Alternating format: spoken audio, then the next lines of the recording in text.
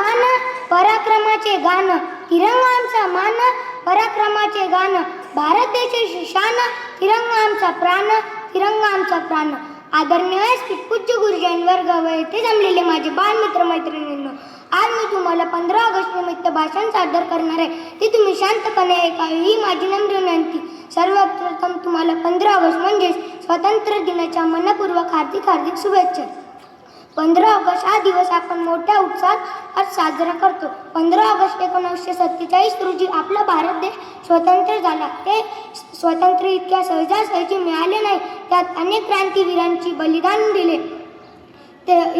तसे महात्मा गांधी, लोकमान्य टिळक, नेताजी सुभाषचंद्र बोस, भगतसिंग, राजगुरू, सुखदेव अशा इत्यादी क्रांतीवीरांनी आपल्या प्राणाची आहुती दिली.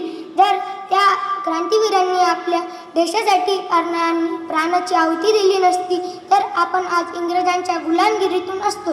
शेवटी जाता जाता मी एवढेच म्हणेन, ना जातीसाठी लढले, ना धर्मासाठी लढले, ना जातीसाठी लढले, ना धर्मासाठी लढले. शूरवीर फक्त देशासाठी लढले, फक्त देशासाठी लढले. भारत माता की, भारत माता की.